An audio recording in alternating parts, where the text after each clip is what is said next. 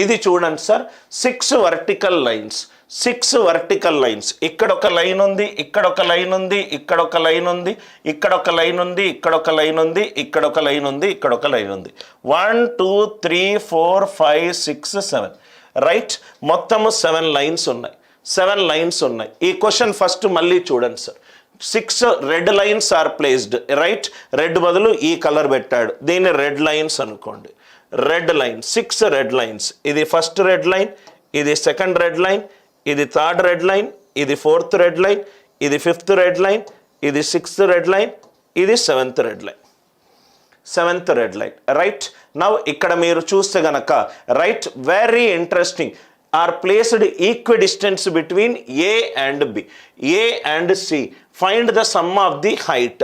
ఈ మొత్తం red lines యొక్క హైట్ కనుక్కోవాలి, మొత్తం రెడ్ లైన్స్ యొక్క హైట్ కనుక్కోవాలి, రెడ్ లైన్స్ యొక్క హైట్ కనుక్కోవాలి. నవ్వు ఇక్కడ చూడండి సార్, రెడ్ లైన్స్ యొక్క హైట్ కనుక్కోవాలి. ఏమీ చెయ్యొద్దు, ఏమీ ఫార్ములాలు ఏమీ లేవు. ఇది ఫిగర్ సార్, ఇది ఫిగర్, ఇది ఒక రైట్ యాంగిల్ ఫిగర్ రైట్. నవ్వు ఇక్కడ చూడండి సార్, ఒక రెక్టాంగిల్లో ఇది ఒక రైట్ యాంగిల్. ఇక్కడ చూడండి సార్, ఇది ఒక రైట్ యాంగిల్. నౌ ఇక్కడ చూడండి సార్, సపోజ్గా ఇదొక మిడ్ పాయింట్ తీసుకున్నాను, ఇదొక మిడ్ పాయింట్ తీసుకున్నాను, దీన్ని జాయిన్ చేశాను. ఫిగర్ని డయాగ్నల్ కర్ణం మీదుగా ఫోల్డ్ చేశాను అనుకోండి, ఇది ఇటుపక్క వస్తుంది, ఇదొక మిడ్ పాయింట్ అవుతుంది, ఇదొక మిడ్ పాయింట్ అవుతుంది. మొత్తము ఎన్ని రైట్ యాంగిల్స్ ఫామ్ అయ్యాయి? 1 2 3 4 5 6 7 8. మళ్ళీ ఎక్స్ప్లెయిన్ చేస్తున్నాను. ఇదొక దీర్ఘ చతురస్రము. ఈ దీర్ఘ చతురస్రంలో ఒక కర్ణం తీసుకున్నాను, ఒక కర్ణం తీసుకున్నాను. ఎన్ని లంబ త్రిభుజాలు ఉన్నాయి? 1 2. ఇక్కడ దీని మిడ్ పాయింట్ తీసుకున్నా, ఇక్కడ దీని మిడ్ పాయింట్ తీసుకున్నా రైట్. ఈ లంబ త్రిభుజము రైట్ 2 భాగాలుగా డివైడ్ అయింది. ఈ పేపర్ని ఇట్లా ఫోల్డ్ చేస్తా, ఫోల్డ్ చేస్తే ఇది పైన ఇక్కడ అయింది, ఇది mid point, mid point connect చేసా. 1 2 3 4 5 6 7 8 7 8 మొత్తము చిన్న లంబ త్రిభుజాలు ఎన్ని వచ్చాయి? 8 వచ్చాయి. ఈ లాజిక్ అర్థమైంది కదా సార్? Simple logic. దీన్ని నేను ఏమీ చేయను, ఈ క్వశ్చన్లో పేపర్ ఫోల్డింగ్ కాన్సెప్ట్ యూజ్ చేస్తా. పేపర్ ఫోల్డింగ్, పేపర్ ఫోల్డింగ్ అనే కాన్సెప్ట్ యూజ్ చేస్తాను. పేపర్ ఫోల్డింగ్ అనే కాన్సెప్ట్ని యూజ్ చేస్తాను. అంటే మీకు ఎలా చెప్పాలి అని అంటే రైట్, ఇక్కడ చూడండి సార్, ఇక్కడ ఇలా ఉంది ఫిగర్ని. ఈ ఫిగర్ని మొత్తము ఇది కర్ణము సార్. సో దీన్ని ఇలా ఫోల్డ్ చేస్తున్నాను, ఇలా ఫోల్డ్ చేస్తున్నాను, ఇలా ఫోల్డ్ చేస్తున్నాను. దీని మీదుగా ఇలా ఫోల్డ్ చేస్తున్నాను. అంటే ఎలా ఫోల్డ్ చేస్తున్నానంటే దీని మీద ఇది వచ్చింది, దీని మీద ఇది వచ్చింది, దీని మీద ఇది వచ్చింది. Are you all with me right? So ఏదైతే ఈ పార్ట్ ఉందో, ఏదైతే ఈ పార్ట్ ఉందో మిగిలిన ఈ పార్ట్ తోటి రైట్ ఈక్వేట్ చేసేటట్టు ఫోల్డ్ చేశాను. ఈ పార్ట్ ఏదైతే ఉందో అది ఈ పార్ట్ ఫోల్డ్ చేశాను. ఈ పార్ట్ ఏదైతే ఉందో అది ఈ పార్ట్ తోటి ఫోల్డ్ చేశాను. ఆర్ యు ఆల్ విత్ మీ? మొత్తం ఇది ఏమవుతుంది సార్? ఇది ఎంత అవుతుంది? 13. ఇది 13 13 13 13 13 13 13 6 ఎంత? 78. నాకు కావాల్సింది సగము. ఆన్సర్ ఎంత? 39. లాజిక్ అందరికీ అర్థమైందా? లాజిక్ అందరికీ అర్థమైందా? ఏదైతే ఇక్కడ మీరు ఫిగర్ కరెక్ట్గా అబ్జర్వ్ చేస్తే సార్, ఫిగర్ మీరు కరెక్ట్గా అబ్జర్వ్ చేస్తే ఫిగర్ ఎలా ఫోల్డ్ చేశానంటే దీన్ని ఇట్లా, ఇలా దీన్ని ఇట్లా ఉందనుకోండి, ఇలా మడవకుండా తీసి ఇలా మడిచాను. అంటే ఏదైతే ఈ పోర్షన్ ఉందో అది ఇక్కడికి వచ్చింది, ఏదైతే ఈ పోర్షన్ ఉందో అది ఇక్కడికి వచ్చింది. ఆర్ యు ఆల్ విత్ మీ? ఏదైతే ఈ పోర్షన్ ఉందో అది ఇక్కడికి వచ్చింది. ఇక్కడి నుంచి ఇక్కడ వరకు నాకు ఎత్తిచ్చేసాడు 13. ఇది 13 13 13 13 13 13 13 6 రెడ్ లైన్లు 78. కానీ నాకు సగం ఉన్నాయి కావాలి. ఆన్సర్ ఎంత? 78 డివైడెడ్ బై 2 39.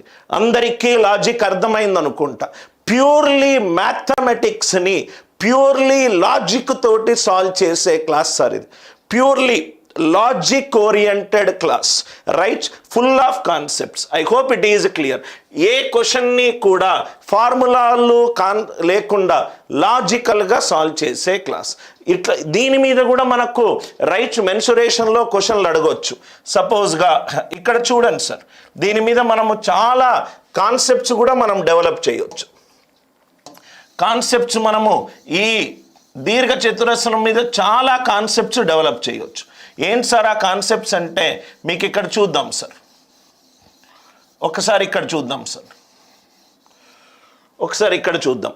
రైట్, ఈ పేపర్ ఫోల్డింగ్ అనేది చాలా ఇంపార్టెంట్ కాన్సెప్ట్ సార్.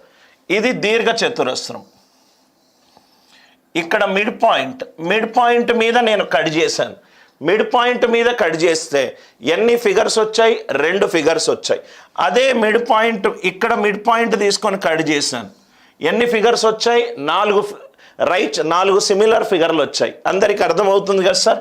ఇది దీర్ఘ చతురస్రం, ఇది మిడ్ పాయింట్ తీసుకున్నాను.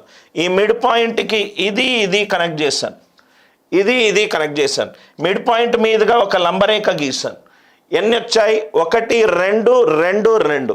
అంటే ఇక్కడ లంబరేఖ పెడితే ఇదేమో దీని యొక్క మిర్రర్ ఇమేజ్, ఇదేమో దీని యొక్క మిర్రర్ ఇమేజ్, ఇదేమో దీని యొక్క మిర్రర్ ఇమేజ్, ఇదేమో దీని యొక్క మిర్రర్ ఇమేజ్, ఇదేమో దీని యొక్క వాటర్ ఇమేజ్, ఇదేమో దీని యొక్క వాటర్ ఇమేజ్.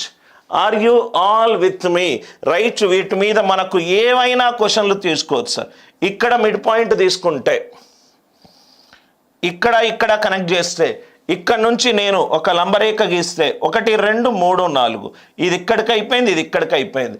పేపర్ ఫోల్డింగ్ అనే ఒక చిన్న కాన్సెప్ట్ మనం అర్థం చేసుకుంటే మనకు క్వశ్చన్ చాలా ఈజీగా సాల్వ్ చేయవచ్చు.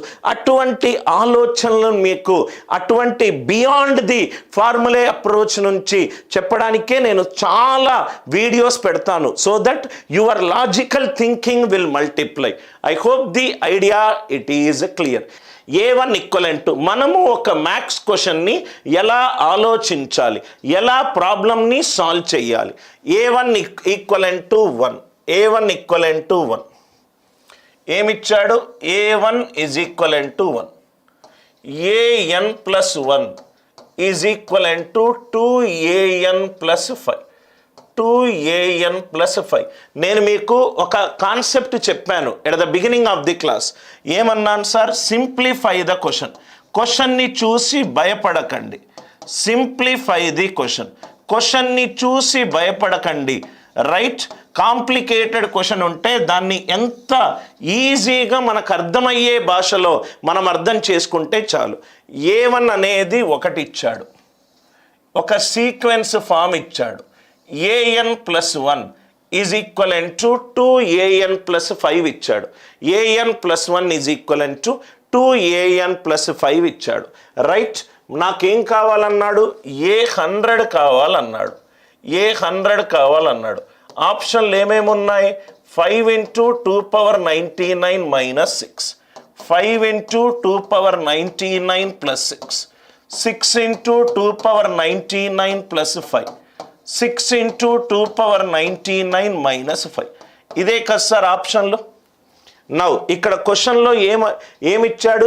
A100 ఇచ్చాడు. ఆప్షన్లో పవర్ 2లు ఎన్ని ఉన్నాయి? 99 ఉన్నాయి. 99 అనేది 100కి 1 తక్కువ, ఇది 100కి 1 తక్కువ. 100 బదులు నేను 2 పెట్టుకుంటే ఏమవుతుందో చూద్దాం. A2 పెట్టుకుంటే ఏమవుతుంది? 2 ఎప్పుడు వస్తుంది? N ఈక్వలెంట్ టు 1 పెట్టుకుంటున్నా. A1 plus 1 A2 is equivalent to 2 plus 2 into A1 plus 5. A1 value ఎంత ఇచ్చాడు? 1 ఇచ్చాడు. 2 ప్లస్ 5 ఎంత? 7. ఆన్సర్లో 99 బదులు 1 పెట్టుకుంటే ఎక్కడ నాకు 7 వస్తే అదే ఆన్సర్. 5 × 2 10 మైనస్ 6 4 కాదు. 5 × 2 10 ప్లస్ 6 16 కాదు. 6 × 2 12 ప్లస్ 5 17 కాదు. 6 × 2 12 మైనస్ 5 7, 12 మైనస్ 5 7. నేనేమన్నాను సార్? ఎంత పెద్ద క్వశ్చన్ ఉన్నా సింప్లిఫై చేసుకోండి. సింప్లిఫై చేసుకుంటే క్వశ్చన్ చూస్తే మనకు ఐడియా వస్తుంది. 100 మనకు కావాలి, ఆన్సర్లో అన్ని పవర్ 99లు ఉన్నాయి.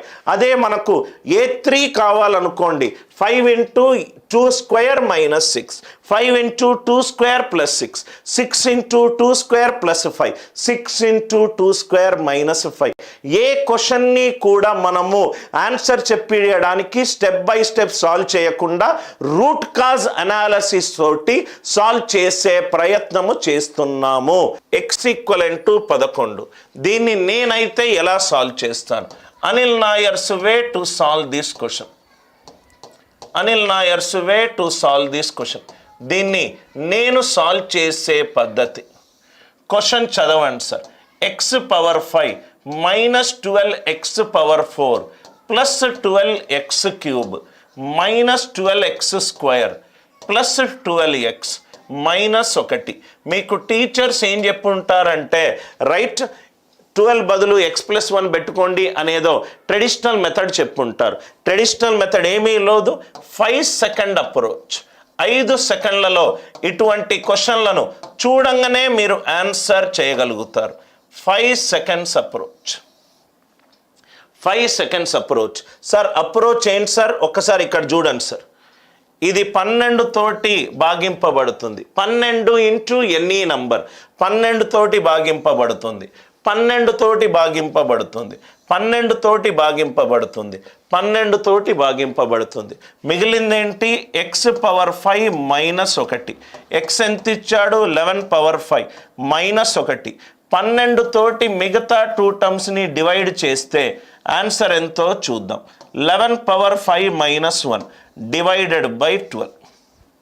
11⁴ మైనస్ 1 డివైడెడ్ బై 12. 12 ఒకట్ల 12. శేషం ఎంత? -1. -1 పవర్ బేసి -1. -1 -1 -2.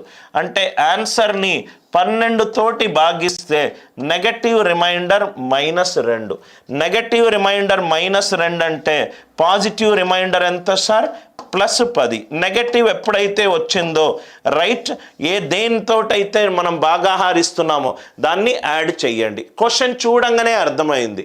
ఇది 12 తోటి భాగింపబడుతుంది, ఇది 12 తోటి భాగింపబడుతుంది, ఇది 12 తోటి భాగింపబడుతుంది, ఇది 12 తోటి భాగింపబడుతుంది. మిగిలింది ఏముంది? x⁴ minus 1 divided by 12. x బదులు ఎంత ఇచ్చాడు? 11 ఇచ్చాడు. 12 ఒకట్ల 12. మిగిలింది -1. -1 పవర్ 5 -1 -1 -1 ఎంత? -2. నెగటివ్ శేషం -2, పాజిటివ్ శేషం ఎంత? 10. ఆన్సర్ 12 తోటి డివైడ్ చేసిన తర్వాత మనకేం కావాలి? శేషము 10 రావాలి. 12 ఇంటూ 0 ప్లస్ 5 శేషం +10 రావాలి. ఇది 12 తోటి పర్ఫెక్ట్గా డివైడ్ కావట్లేదు. Original SSC exam question. Original SSC exam question. 12 సరి 2 సరి అని చూసుకుంటే మనకు 12 0 రైట్. ఇది 2తో డివైడ్ అవుతుంది, ఇది కూడా 2 తోటి 0 వచ్చే ఛాన్స్ ఉంది. అందుకే నేను 12 K2 + 10 రాశాను. సరే +10 ఎలా వచ్చింది సార్? నెగటివ్ శేషం -2 వస్తే 12ని కూడండి. నెగటివ్ రిమైండర్ని పాజిటివ్ రిమైండర్గా చెయ్యాలనుకుంటే 5 డివైడెడ్ బై 3. 3 ఒకట్ల 3, పాజిటివ్ శేషము 2, 3 2 6, నెగటివ్ శేషం -1. నెగటివ్ శేషం కనుక వస్తే దేంతోటైతే భాగాహారిస్తున్నామో అది కూడండి. 3 - 1 ఎంత? 2. 3 - 1 ఎంత? 2. I hope the idea it is clear.